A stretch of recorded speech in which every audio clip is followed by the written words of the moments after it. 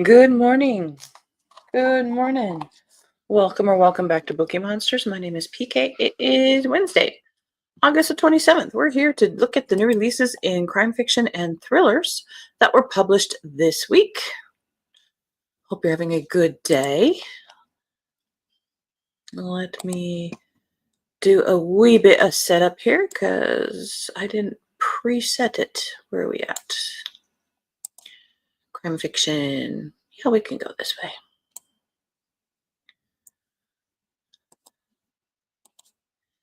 Good morning, Mary. Happy Wednesday. Another gorgeous day here in Virginia. Yay, sunny and in the mid-50s. Heavenly. Oh, awesome. Good morning, Elena. How you doing? She says, I am good, just hanging there. All right. Me too. Quick announcements. I don't have any sprints tonight. I don't do them on Wednesday night. Our next sprints are tomorrow night, Thursday night at 8 p.m. Eastern. We do every Tuesday and Thursday evenings and Saturday afternoons. And on Friday, we'll be looking at the rest of the cozy mysteries because there were a lot of them this week, as usual, unlike last week. And Lena says, it is nice and cool today. Ooh, lovely. I like that. Other quick announcements. I won't have a morning show on Monday, being a holiday. I've decided to sleep in for an extra hour that day. So we will be having two shows next week, Wednesday and Friday. So Wednesday we'll look at the cozy mysteries. Friday we'll look at the mysteries and thrillers. Which is last day of September, last day of August, going into September, which means we're hitting fall. I like that. All right, let's jump into mysteries and thrillers.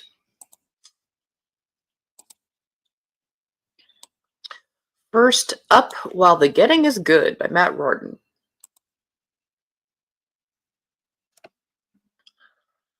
Eld should have known better. Hell, he did know better, but watching lesser men hit big paydays, men who didn't fight in Europe, grew unbearable. So when the opportunity arises, he reaches for a little something extra for his family and even more for himself. With prohibition expiring in a matter of months, his turn from fisherman to rum runner was supposed to be temporary. It seemed the perfect plan. Even Maggie, Eld's normally sensible wife, is on board. Things don't go to plan. Amid the region's players' battle to capture the biggest piece of a shrinking pie, Eld's tiny family operation is caught in the crossfire. One bitterly cold night packing whiskey across Lake Huron costs Eld dearly and his family even more. Hunted by gangsters and squeezed by the depression, Eld, Maggie, and the children are scattered. Eld to Canada on a doomed quest. Maggie and her daughter forced into finding sanctuary in a faith more cult than religion. When they finally reunite, they may not even recognize each other as the same people who crossed their fingers and threw the dice for a shot at a better life.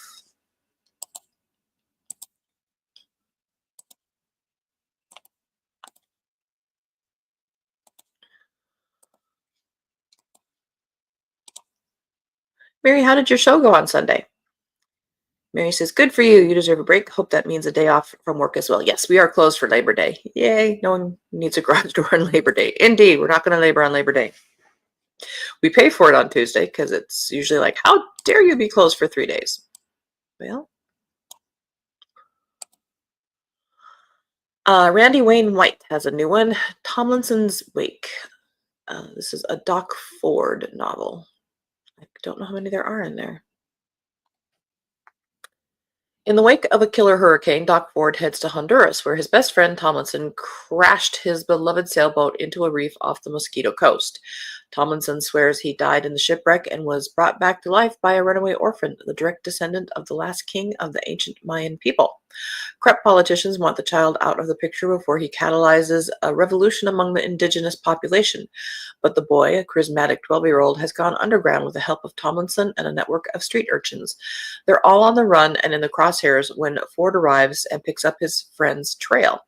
The Marina family has already suffered the death of one key member, and Ford is determined not to burden his homeless friends with yet another funeral wake.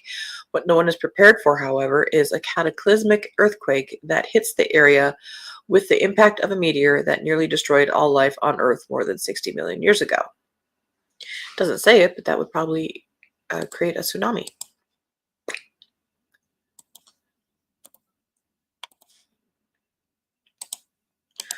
Lots of shenanigans going on. Mary says, my show was okay, but not outstanding. I was beat after it and slept in on Monday morning, so missed you. Oh, that's fine. Sleep is good. Met some nice people and sold a few things. Can't retire on the earnings, though. Yeah, shoot. Well, maybe you planted some seeds amongst the viewers.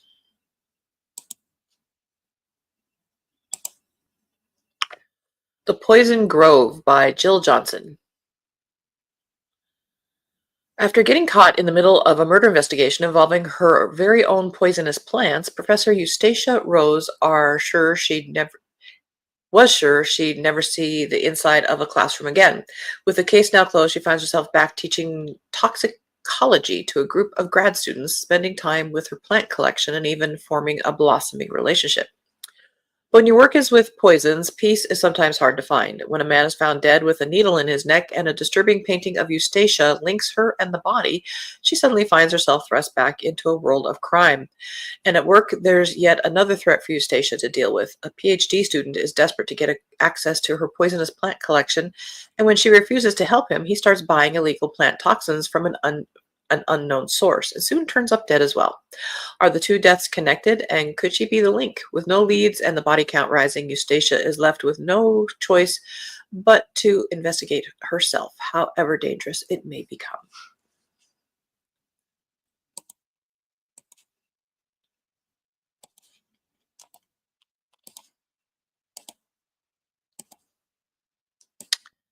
The Glass Man. Whoops. By Anders de la Motte. She says, not sure if it was the correct venue for my things. It was an antique car and craft show. Didn't generate as much of a crowd as I had hoped, and many were men, so not interested in jewelry. Oh, that's when you start saying, hey, this is an easy Christmas present, and you are done. You are done right now. No more last minute stuff.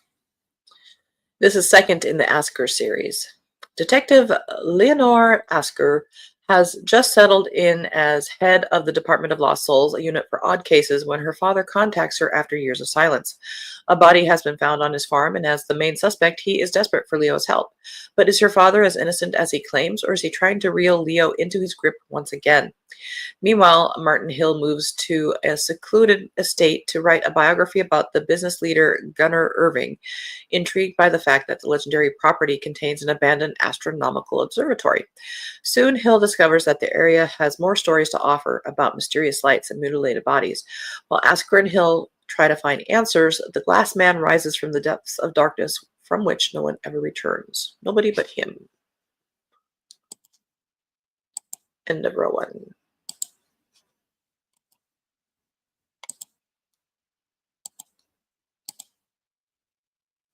The Burial Place by Stig Abel, third in the Jake Jackson series. Tried that, believe me, but not many takers. Ugh, men suck. They like that last minute day of shopping for Christmas. A beautiful landscape. It began as the project of a lifetime, a group of archaeologists uncovering the remains of a Roman settlement on a picturesque hill in the glorious English countryside, a looming threat. But the idyll is shattered when they begin receiving threatening letters. Former city detective Jake Jackson, now enjoying a quieter life in the local village, is pulled in to investigate, a killer closing in. Soon, threatening letters are the least of their problems when a murderer strikes. Now the race is on for Jake to find the mysterious culprit before they kill again.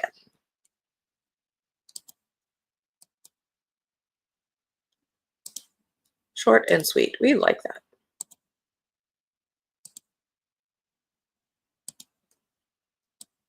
The Break-In. Woo!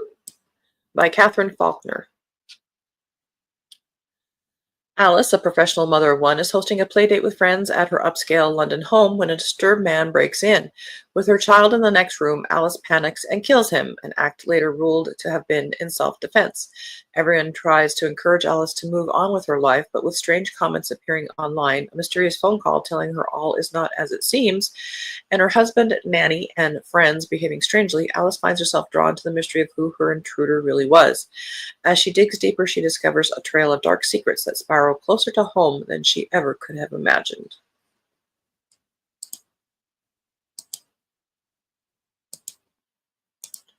Vern Michaels has a new one. I did check. This is new. Smuggler's Cove, first in the Twin Lights series. Growing up, Madison Taylor and her younger brother Lincoln lived in privilege, but their sheltered existence abruptly ended when their father was arrested for fraud and the family assets were seized. Since then, Madison has carved out a new path, studying fashion and working her way up to editor-in-chief of La Femme magazine, while Lincoln teaches wealth management at a small college outside the city. Both have separated themselves from their family and their past until an unexpected bequest arrives from their late uncle. Madison and Lincoln are now the new co-owners of a marina at Smuggler's Cove on the Navesink River.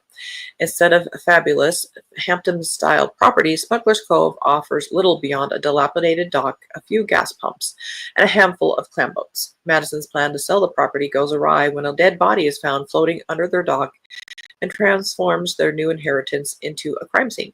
Suddenly, Madison is swapping her city girl wardrobe for cargo pants and flannel shirts, while she and Lincoln receive a crash course in small-town Jersey Shore life, complete with quirky characters, pirate legends, and a mysterious treasure map. They're discovering more about themselves and each other every day, but with a mystery to solve and big decisions to make, these are lessons they'll need to learn fast.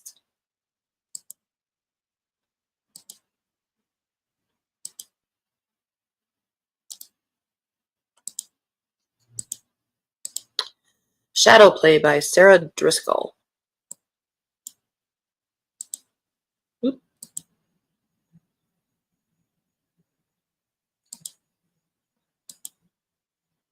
Chicago physical therapist Krista Evans finds that her clients rely on her life and love advice just as much as her hands-on work, so why not share it on the live streaming platform Twitch?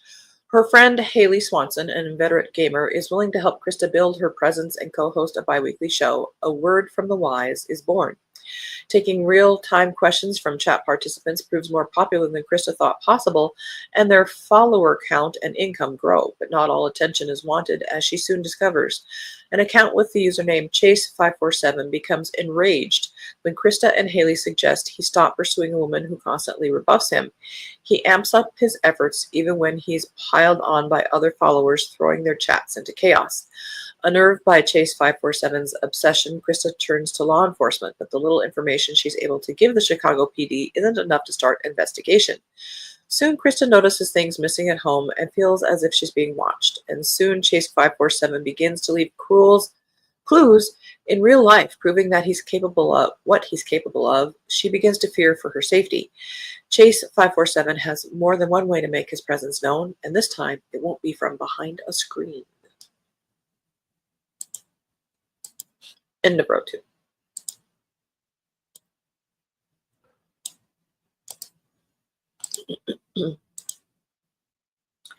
Not Who You Think by Arbor Sloan. Amelia Child has devoted her life to researching Gerald Shapiro, the catfish killer, a man who pretended to be other people online to gain women's trust before meeting and killing them. Her book on the catfish killer, Into the Glass, earned wild success and a legion of true crime fans. Years later, Amelia is pulled back into the case when a girl from her daughter's high school disappears, and all signs point to a copycat killer mimicking the catfish killer's every move. As Amelia meets with the detective who helped her study Gerald Shapiro years ago, and they become suspicious of Shapiro's son, Amelia's daughter's Gabby receives a letter from the kidnapper threatening that she might be next. Desperate to find the culprit before her classmate is killed or she becomes the latest victim, Gabby conducts her own search for the missing girl. With Amelia's own family at risk and the entire true crime world obsessing and investigating online, the stakes have never been higher. Everyone wants to find the killer, but when his modus operandi is to pretend to be someone else, he's not going to be easy to catch.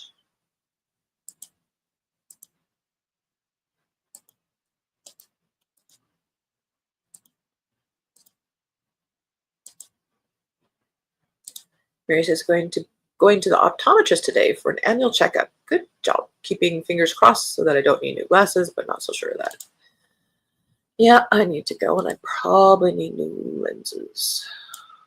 I like my frames, but probably need new lenses. Nobody's a gritty noir crime thriller by Warren Adler and Shannon McKenna.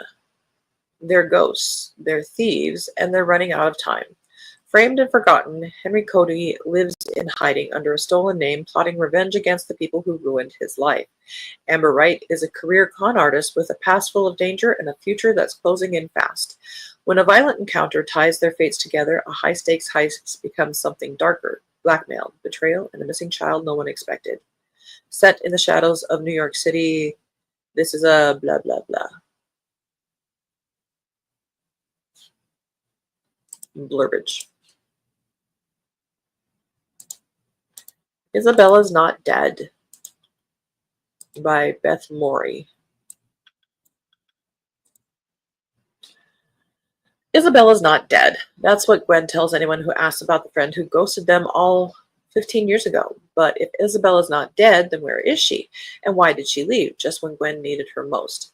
Freshly 53, out of a job, and with children who are starting to fly the nest, Gwen decides to turn detective. As you do.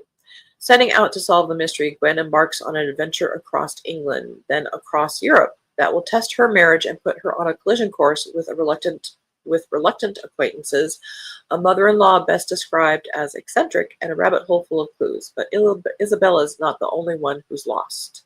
A tale of deep frayed friendship, fractured memories, and skewed perspective, this book is the story of one woman's quest to reclaim her best friend and herself.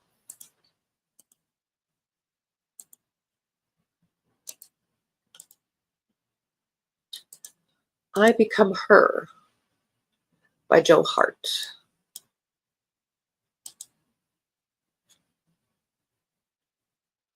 Only 10 days into their marriage, Imogen and Lev Carmichael are on a honeymoon cruise in the Mediterranean when Imogen suspects her husband of being unfaithful.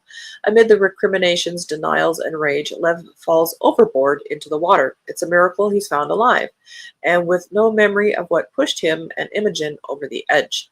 Back home among friends and families, Imogen and Lev are finally starting to readjust. As terrified as Imogen is of Lev's memories returning, it's her suspicions of infidelity that get the best of her. Then, searching for clues, she discovers a woman from Lev's past he never told her about, a woman who has been missing for years. More alarming is that Imogen soon has reason to believe that Lev remembers more than he's letting on. But why would he lie? The man Imogen loved, married, and trusted is a man she's now beginning to fear, and she must decide how far she's willing to go to uncover the truth. End of book 3.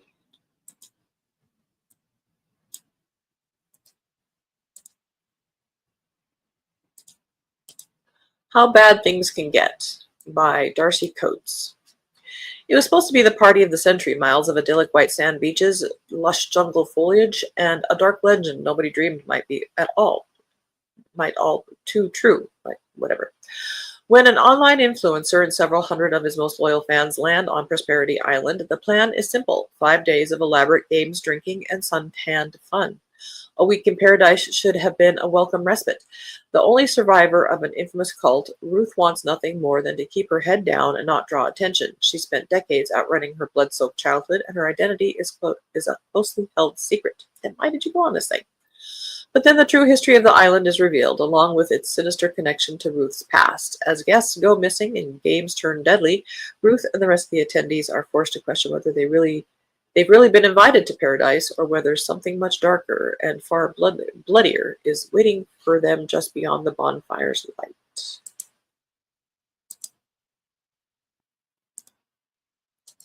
Stacey Willingham has a new one. Forget Me Not. 22 years ago, Claire Campbell's older sister Natalie disappeared shortly after her 18th birthday. Days later, her blood was found in a car, a man was arrested, and the case was swiftly closed. In the decades since, Claire has attempted to forget her traumatic past by moving to the city and climbing the ranks of as an investigative journalist. until an unexpected call from her father forces her to come back home and face it all anew. With the entire summer now looming ahead, a summer spent with nothing to do in her childhood home with her estranged mother, Claire decides on a whim to accept a seasonal job at Galloway Farm, a muscadine vineyard in coastal South Carolina, less than an hour away from where she grew up. At first glance, Galloway is an idyllic escape for Claire, a scenic retreat full of slow-paced nostalgia, as well as a perfect place to pass the time. However, as soon as Claire starts to settle in, she stumbles across an old diary written by one of the vineyard's owners, and what at first seems like a story of young rebellion and love turns into something much more sinister, as it begins to describe details of various unsolved crimes. As the days stretch on, Claire finds herself becoming more and more secluded as she starts to obsess over the diary's contents, as well as the lingering feeling that her own sister's disappearance may somehow be tied to it all. Galloway was supposed to be a place to help her move forward, but instead, Claire quickly finds herself immersed in her own dark and dangerous past. We are out of time, so we're going to do drive-bys. Doll Parts by Penny Zhang. Dual timeline suspense following one woman as she begins to uncover the truth of the death of her estranged best friend. And the Sylvia Plath adoring sad girls they attended college with decades ago, all while holding a secret that will slowly unveil her new suburban dream life. Oops. We'll give that a minute.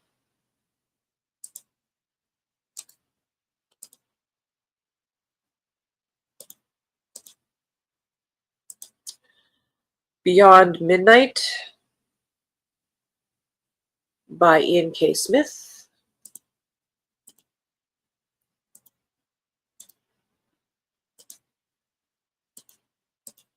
Adrift by Katie Concoli, first in the Carrie Sharp thrillers.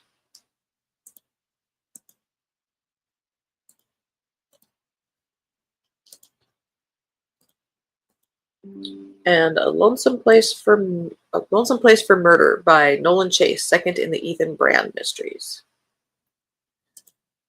All right, that is what we have for today. Mary says, thanks so much. Hope to see you at, Thunderhorse Senate, and perhaps Rosanna's too. That one's harder for me. Elena, have a great day and see you all on Friday morning, if not sooner. Absolutely. Have a good day, Mary. I appreciate you. I appreciate Elena and Cajun, if you're listening. Anybody else lurking, appreciate you guys hanging out. Our next morning show is on Friday morning. We'll look at the rest of the cozy mysteries that were published this week. Again, I don't have any sprints tonight. I don't do them on Wednesday night, but our next sprints will be tomorrow night, Thursday night at 8 p.m. Eastern. All right. Hope you guys have a good day. Read good books. Be safe, be cool. And as the banner says, don't be a bookworm, be a bookie monster. Have a good day and God bless.